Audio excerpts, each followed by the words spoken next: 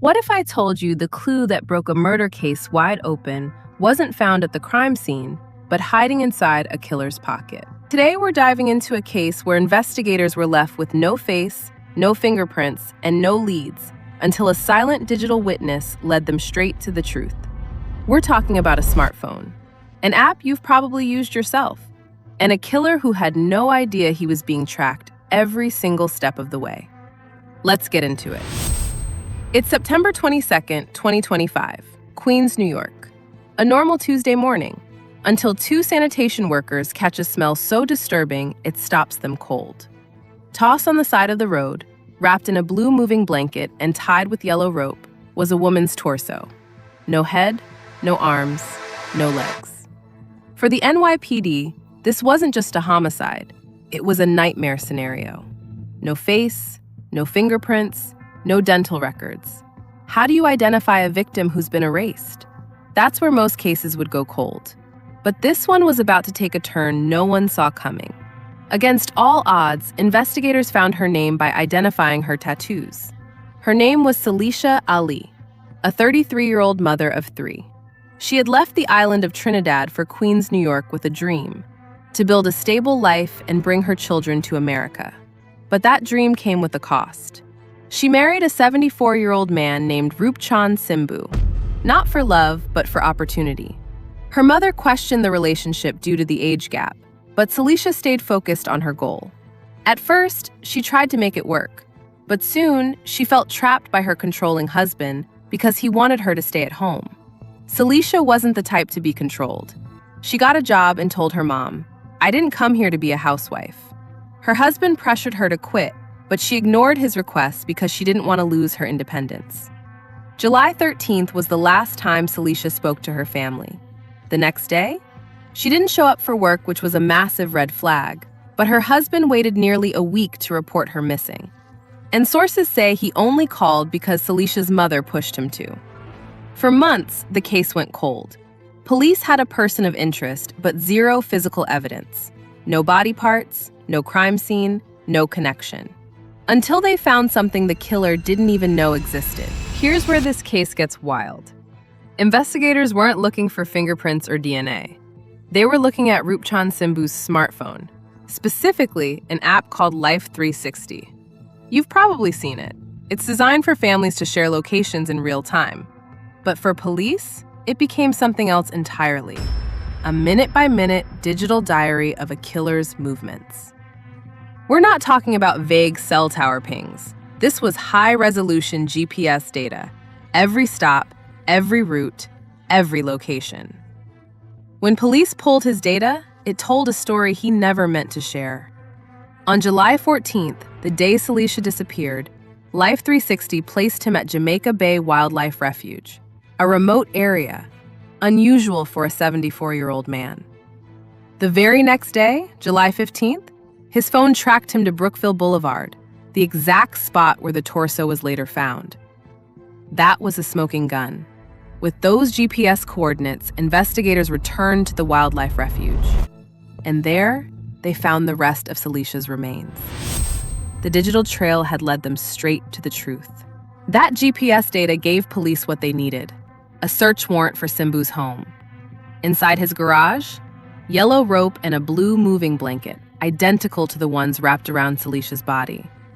The case was no longer circumstantial. It was airtight. Rupchand Simboo was arrested and charged with second-degree murder, concealing a human corpse, and tampering with evidence. He's now facing 25 years to life. But beyond the legal outcome, there's the human cost. Salisha's mother, Paula, spent months believing her daughter had simply walked away. She was grieving a child she didn't even know was gone. Salisha didn't leave. She was silenced. But in the end, it was a silent witness, one the killer carried with him every day, that spoke for her. This case leaves you with one chilling thought. A killer went to unbelievable lengths to hide physical evidence, but he couldn't erase the digital ghost in his own pocket. In a world where our phones track our every move, can any crime truly stay hidden? Up next, true crime analyst Carlton is about to break down this case further with his commentary. Make sure to hit that like button and subscribe so you don't miss the next one. Hey everyone, welcome back. Carlton here. Today I'm going to do it a little vlog style because the weather is a little bit better. I want to come outside and we can talk about this case. So, Salisha Ali was murdered by her husband, Rupchand Simboo. Let me start with how they met, because this case is a little bit controversial because of the age difference between husband and wife, right? So Rupchand went to Trinidad, and that's an island in the Caribbean. That's actually where I'm from. And he met Salisha, and they had a 41-year age difference. 41 years. I mean, these two have nothing in common, right? So they met each other, and Rupchand, liked Salisha. She was young, in her 30s. He's in his 70s. And they hit it off. And he, very quickly after that, asked her to marry him. He wanted to take her to the United States. He's from the United States, and she's from Trinidad. And he was visiting, right? So she decided, it was a good idea to be with a man that could be her grandfather. So her mother asked her, why are you with this man? And he could be a grandfather. He's so old, right? And she said it's an opportunity for her to go to America and take care of her kids and all that. So right off the bat, Salisha did not love or care for Rupchand, right? She was just doing it basically to make a better life for herself, which is not a good reason to marry somebody, okay? Because Rupchand is, falling in love with her or whatever, or lost or whatever it is, right? First of all, he's thinking he won the jackpot, right? Because he got a woman in her 30s and he's 70-something, right? And she's thinking she won the jackpot because she got a man who's American. So she's seeing dollar signs and he's seeing what? Sex, I guess? So just a pretty bad combination to begin with. Now, after they met, right, they got married 2 years later. So he brought her up here, they got married. Salisha Ali has 3 kids. So she's trying to make a life for them. But she's just going about it the total wrong way. Because he's thinking she's going to be there and, as a housewife in the house. And she's thinking she's going to go up to America. She's going to get a job. And she's more than likely going to leave him. That I guarantee you that's what she was thinking, right? And once she leaves him, she's going to get her American passport, right? And she's going to leave him, get her own place and all of that, divorce him. And then she's going to find somebody who she's really attracted to. Because this man is 74 years old. She's not attracted to that man. Let's keep it real, okay? She's just using the man. And so they get to America. And he wants her in the house. He wants her as a housewife to just stay at home and not do nothing in the house. And she was not having it. She decided that she wanted to get a job. And she got a job. And she started to assert her own independence. And that was the catalyst for this murder. Because Rupchand, he realized that Salisha was eventually going to leave him.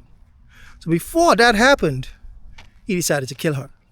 So he was like, if I can't have her, nobody can. And that kind of mentality, a lot of men have it, right? A lot of bad men have it. And it's a really bad way to think. Like, if somebody don't want to be with you, just let them be, right?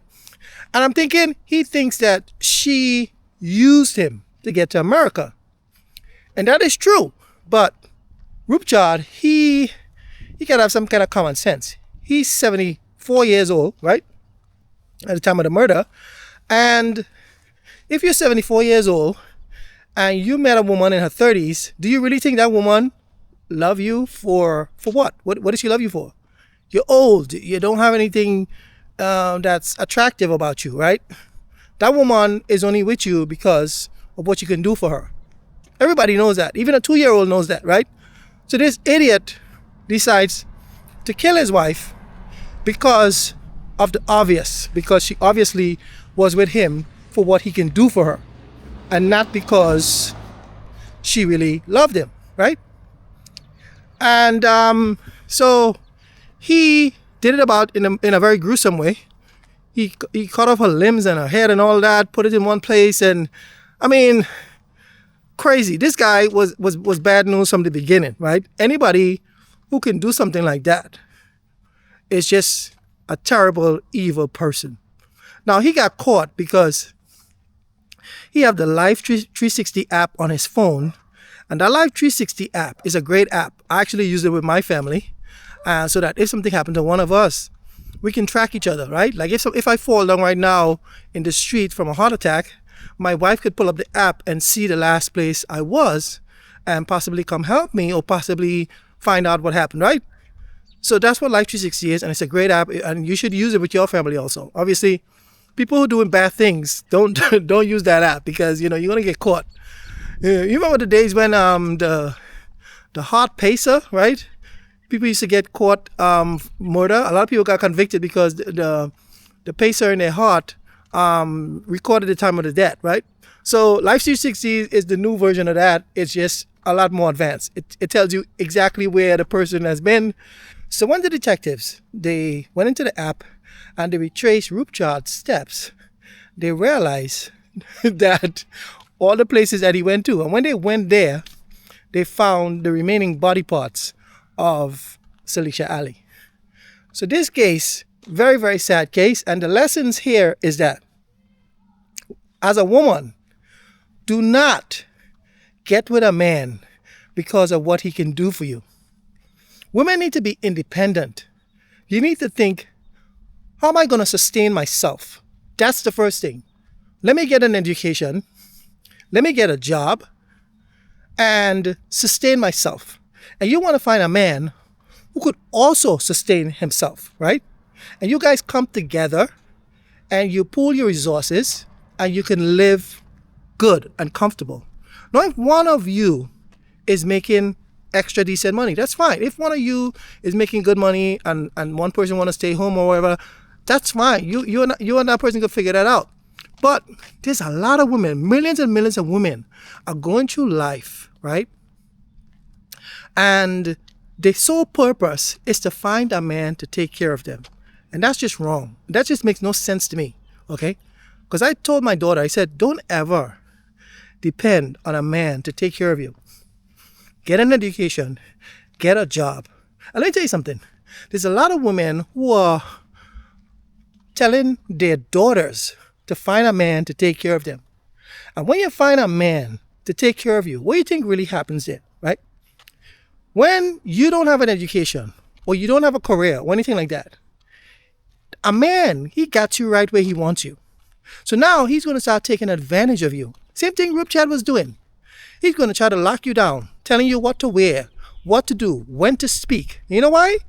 Because he controls the finances. And in this world, finances mean everything. Without money, you cannot live. You can't eat. You can't pay rent. You can't do nothing. You need money. So if you're on a more level playing field where you have your own income, not dependent on your husband totally, you're in a better position in life. Trust me on that. So yeah, you want a man who has an education and a job or a career, right? Obviously, because you want him to be able to help support your family. But stop thinking that a man should solely support you and the family, okay? Now, if the man has it like that, yes, okay, that's fine. But at the same time, make sure you also have something going for yourself. So just in case that man decide, hey, I don't want to be with you anymore. I want to cheat with a neighbor. I want to do whatever I want to do. You have a way out. A lot of women, they have no way out because they have no bank account, zero money in the bank. They have no assets. They don't have nothing. Everything that they have is tied to their husband. And I'm telling you, that's a recipe for disaster. And a lot of women have been murdered just because they were depending on a man. Don't ever depend on a man solely for your survival, okay?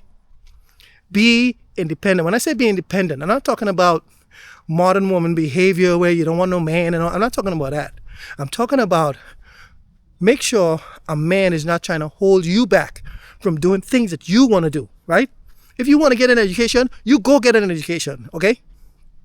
If you want a job, you get your job. You have your independence, okay? So that if something go down, you could support yourself and support your kids. And this is what, if Salisha had done this, she would never end up with a man who was that evil and a man who was just trying to destroy her, okay? And that's what he did. Totally destroyed her. And now her 3 kids don't have a mother. Her mother is very sad because her daughter is gone, died at the age of 33, So it's very, very, very sad all around. And, want to extend my condolences to the family and friends. And, the kids are going to have a hard time. Very hard time. I can only imagine, right? Because those kids, they're going to end up going through life without a mother. And it's going to be tough for them. Really, really tough. So this case, I'm getting a little bit emotional just talking about it.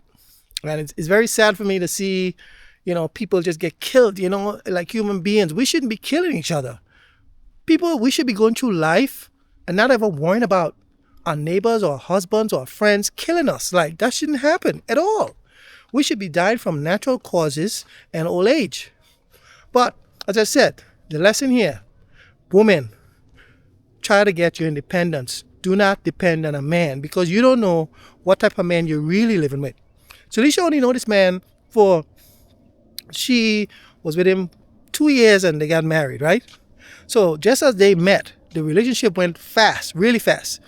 And that's another lesson. Don't ever get into a relationship and rush it. Jump into engagement and jump into marriage. Obviously, she wanted to get to America and she wanted to, get her life going. But that's not the way to go.